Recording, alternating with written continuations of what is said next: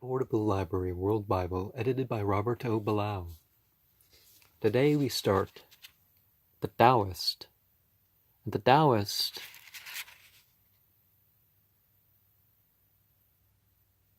has got the world without and more within. The Way. Great movements seldom find their expression in single and isolated exponents, are in complete agreement between those who give them voice. In India, the fertile period of the Gautama Buddha was also the time of Mahavira, the Jinnah. In Israel, Hillel, the rabbi of Judaism, and Jesus of Nazareth, the rejected Jew who became a prototype for the Christian, were contemporaries. In China, the time of religious awakening, which produced Confucius, the great realist and moral philosopher who preferred not speaking about things unseen, was also marked by the teachings of Lao Tse, the mystic who spoke chiefly of the unseen and intangible. Now the way said to be go far more back than Lao Tse, but this is the manifestation that we have of that tradition in that area, in that inflection, I guess. There is little that is trustworthy in the personal history of the latter, founder of the religion known as Taoism. Lao Tse was not his real name, but an appellation which may be translated either old boy or old philosopher. The Shan Hsian Chuan account of spirits and immortals, written by Ko Hung in the 4th century AD, says he was miraculously conceived, and that his mother carried him in her womb for 72 years, so that when he was born, his hair was already white with age. Thus he explains the name Old Boy. On the other hand, the Kya Yu narrative of the Confucian school, compiled in the 3rd century of the Common Era, from documents to have been preserved by descendants of Confucius, and a short biography of Lao Tse, written by Zha Ma Qian about 100 of the Common Era, used old philosopher or venerable philosopher, and intimated that term, implying respect, was first used by Confucians. The real name of the venerable philosopher was Le Aher. He was a native of the state of Cha in Henan province, and librarian, recorder, and historiographer at the court of Chao. The date of his birth is uncertain, but it was apparently 604 BCE. If this is accurate, he was 53 years old when Confucius was born. Whatever the exact date, he was certainly a contemporary of Confucius, and an old man when Master Kung began his teaching, for both Taoist and Confucian texts refer to the meetings of the two sages. Indeed, one of the most entertaining philosophic feuds in history is reflected by frequent references in late Taoist literature to Confucius and his followers and their confusion in the face of Taoist principles, which they seem ever incapable of understanding. See Confucius at the Cataract, page 566. Yet, there is also respectful affection behind the sly digs which Taoism confers on Confucianism, and above all urbanity,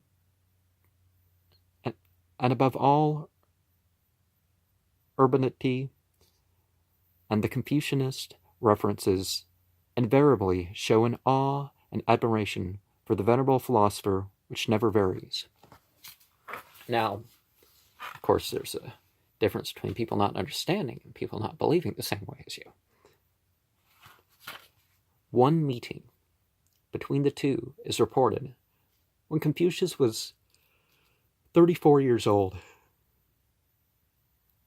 When Confucius was 34 years old, when he spoke to Lao Tzu about his desire to increase respect for the ancient sages of China, the latter said to the young man, "The men about whom you talk are dead, and their bones are dust.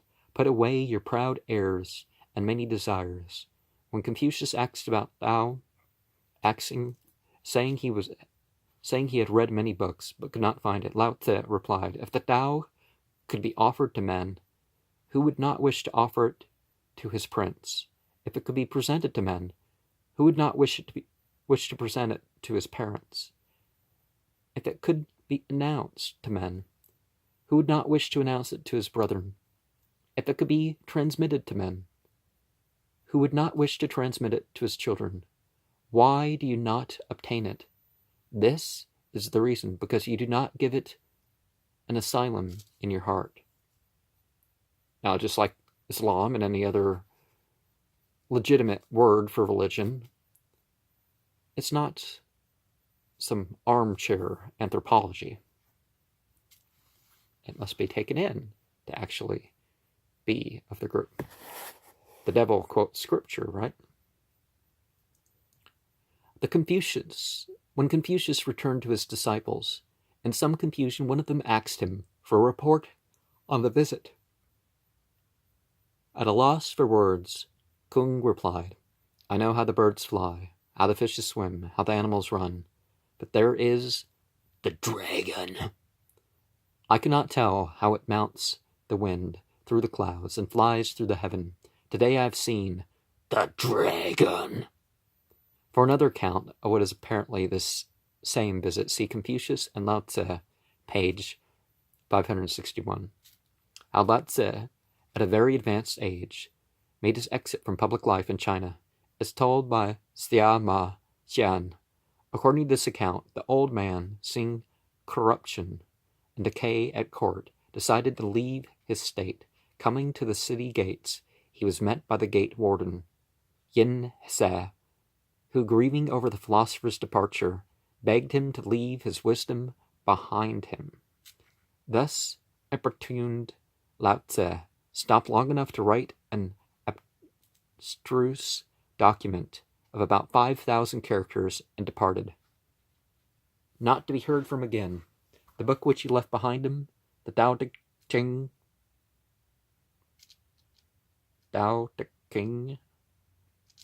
what's the correct way to pronounce that, has become the basic scriptures of Taoism. What does the title mean?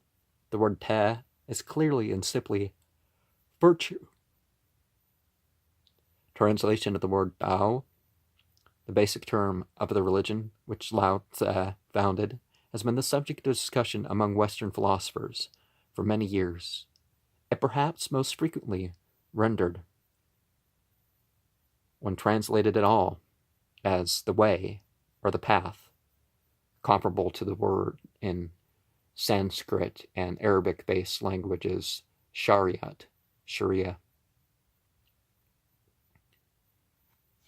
Also in Arabic, Sabil.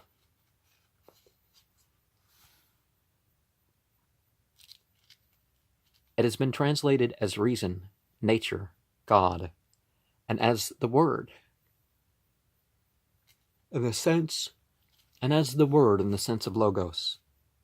Chinese translations of the Gospel of John render the first verse, "In the beginning was the Tao, and the Tao was with God, and the Tao was God." Thus, one might say, the Tao Te Ching means canon of reason, path, word, nature, God, and virtue. But the apparent fact is that there is no one English word or phrase which will exactly translate the word Tao in all its senses. It seems to have a number of closely interrelated and always obscure meanings. Probably it is better not to attempt a translation. Each reader must make his own interpretation according to his own perception whenever he meets the word in a Taoist text, elevating it by the context in which it occurs. He will find plenty of occasions for exercising his perceptions in the Tao Te Ching. Now, particularly when it comes to fundamental spiritual text, beware that the translation may be correct. I mean, it might even be completely correct for the person who translated it. But if you want to really understand the path, you might want some side information on some of these terms, or be exposed to it in its original and hear it. By this strangely mystical work, which often expresses its meanings and paradoxes,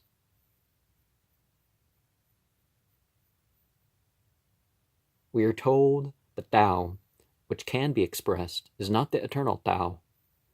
Yet, there are many attempts to express it.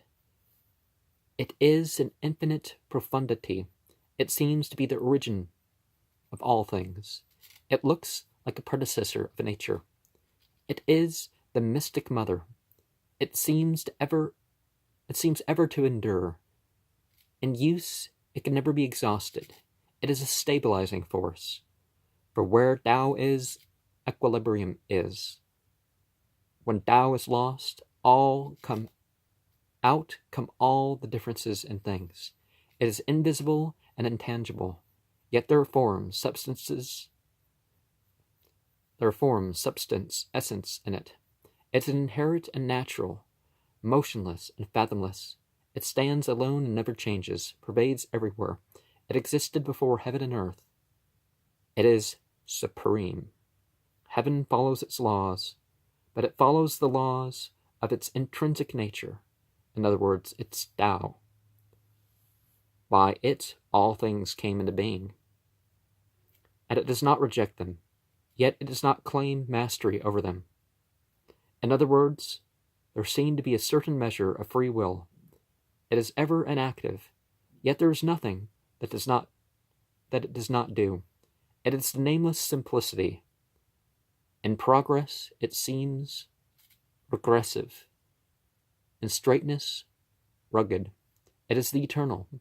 The great way of Tao is very plain and easy. Tao is the source of all things, the treasure of good men, and the sustainer of bad men. This is reminiscent of Isaiah's statement attributing both good and evil to Jehovah. Well, Yahweh created things and gave them the choice to be evil, and if they chose that. As Tao is to the world, so are streams and valleys, to rivers and seas. It does not contend, yet it surely wins the victory. It does not speak, yet it surely responds. It does not call, yet all things come of their own accord. All things come of their own accord. It shows no partiality. Obviously, in these characterizations, the writer is thinking of the primary universal principle of harmony, with that universal principle, and of the way or path to that harmony. This principle, this harmony, this ability to achieve harmony is in the Taoist doctrine, innate in all men. That innateness, that nature, that ability to find the way, that living word, as St. John used the term, is man's Tao. But just as the Upanishads found it impossible to express all of the attributes of Brahma by a single name, therefore the Upanishadic explanation that the names of the gods are but designations of the powers of Brahma, so it is impossible to translate Tao and all its uses by one English word. In one passage of the Tao Te Ching, these phrases are used: the Tao of heaven, the Tao of men, the Tao of the sage, and the Tao, in such a way that if translation were attempted, several terms would have to be used. The passage, as rendered by Ja'a Takao, whose translation is used in this volume, is as followed: the Tao of heaven is to lessen the redundant and fill up the insufficient. The Tao of man, on the contrary, is to take from the insufficient and give to the redundant.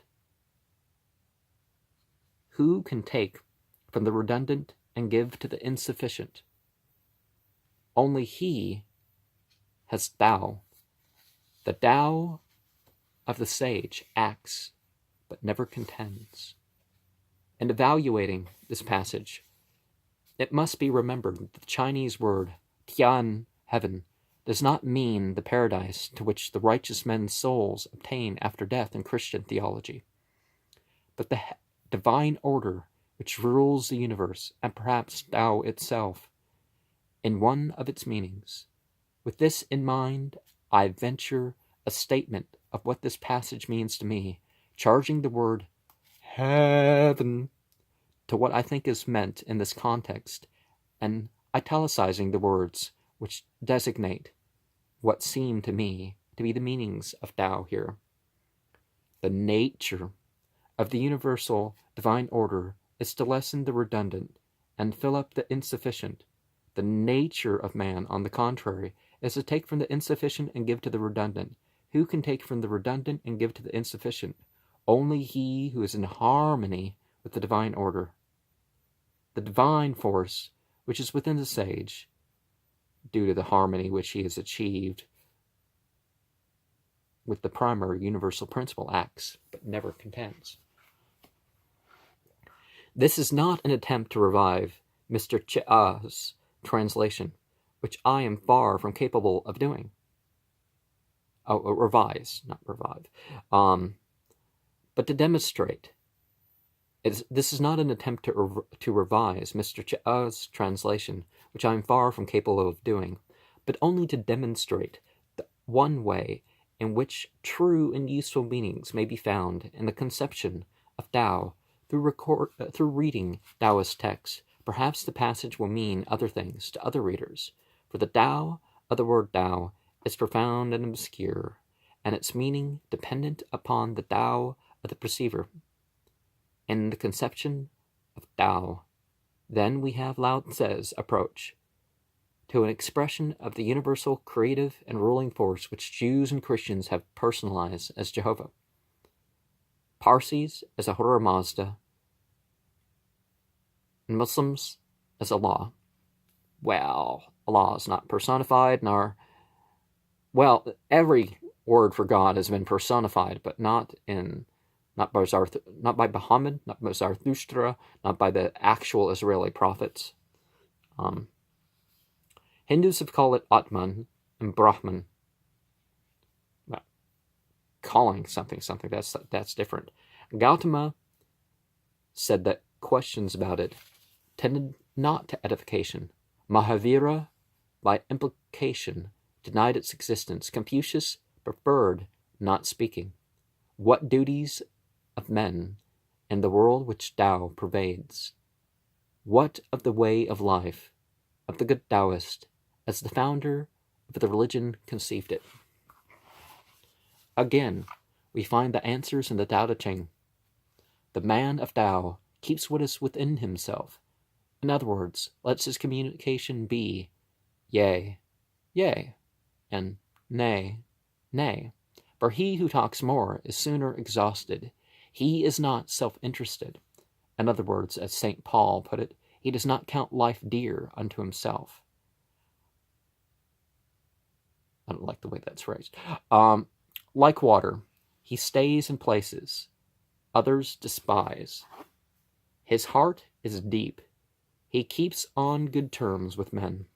He abides by good order. In business, he takes things easy. He keeps the soul concentrated from straying. He makes provision for the stomach and not for the eye. In other words, he does not bother with the formal ceremonies which Confucius honored. He loves the world as he does his own person, in other words, his neighbor, as himself. He is subtle, penetrating, and profound. He is simple, like an infant. He is cautious, modest, yielding. He keeps to the state of perfect peace. He is humble, and thus he remains entire. He does not display himself, nor praise himself. He knows honor, and keeps to humility. He avoids excess, extravagance, and indulgence. He does not force the world with arms. Arms means weapons. I think some people may not understand that. For they are implements of ill omen. They are not implements for the man of Tao. He aims only at carrying out relief and does not venture to force his power upon others. It's not like that Ghoulies movie from like 1982 or something like that. Give me your power! A Taoist master, a real Taoist master is not doing that.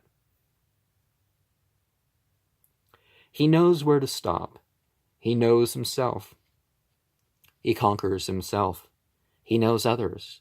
He does not deviate from his proper place. Very Confucianist, this. He is free from desire. Very Buddhist, this. He makes the self of the people his self.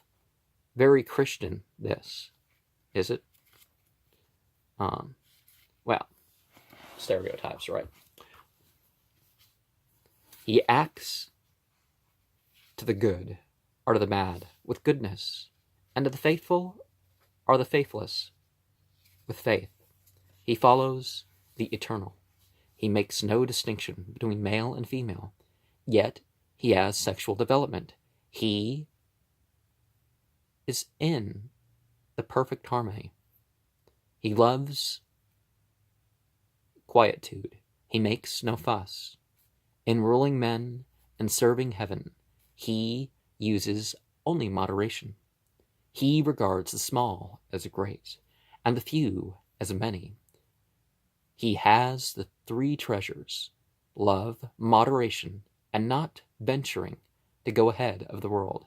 He returns love for great hatred, even as the Buddha, less than a century after Lao Tse, and Christ 600 years later, admonished the world to do.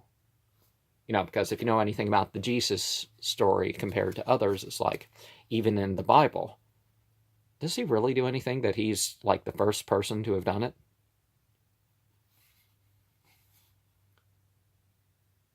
But the way it keeps returning, right?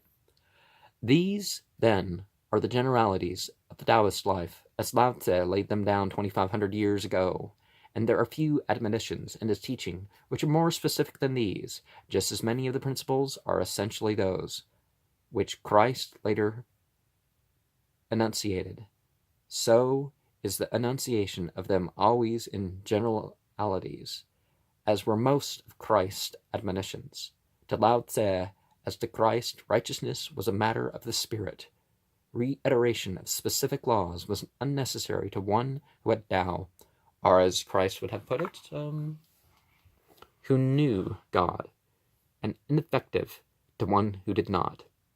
If we may state it as a premise that a religious attitude consists of three related parts: a spiritual approach to the divine principle of the universe, Tao, Brahma, God, ethical human conduct, and an attitude towards oneself, then we may say that Lao Tse and Confucius, contemporaries in China, were the perfect complements to each other, each making an approach to a complete religion from the opposite directions.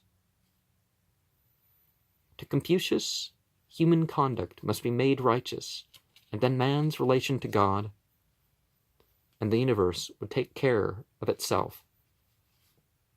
To Lao Tse, man must establish himself in harmony with the universal principle, or Tao, through his own Tao, and righteous human conduct would follow through its own intrinsic nature.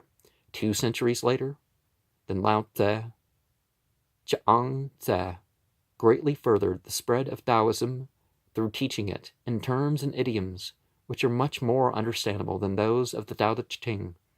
Writing in parables or fables, he gave the world some of the most delightful and at the same time profound stories in any literature. As is so often the tragic case of organized religions, Taoism has deteriorated sadly since the days of its founding. Today, it is demeaned by polytheism, witchcraft, demonolatry, and a degenerative papacy, far removed from the purity of Lao Tse's conceptions. Its followers are estimated as numbering about 43 million. Yet the Tao Te Ching and the words of Chiang Tse remain no amount of deterioration, and the Taoist Church can dim their brightness any more than the failures justly chargeable to the Jewish congregation and the Christian Church can detract from the meaning of the great Hebrew prophets, and Jesus or Indian idolatry and polytheism can diminish the glory of the Rig Veda and the Upanishads and the Bhagavad Gita. Well, they're originals, certainly, and certain things that may remain in what we have, but it's obvious that those traditions have deteriorated. Manuscript evidence and other things, it's the fact they weren't written down and kind of jumbled in a way that kind of makes you think, well, this team that wrote them down must have did more than just collect what was being said. But the way is within and without. The way is defined and beyond the defined for the situation at hand and others that aren't explicitly mentioned. But Taoist scriptures, I'm not sure if the rest of these are listed under Taoist scriptures. Oh, I guess they're not. The works of Chiang Tse, from the works of Chiang Tse, okay. And that's the last, because two sections of the Viking Portable Library World Bible. The glossary and index is obviously not going to be shared. I mean, there are some terms that you could look at here. Islam means submission. Kalpa is 4.32 billion years. There might be some other interesting ones to look at, but I think I'm not going to include that when I finish sharing this book.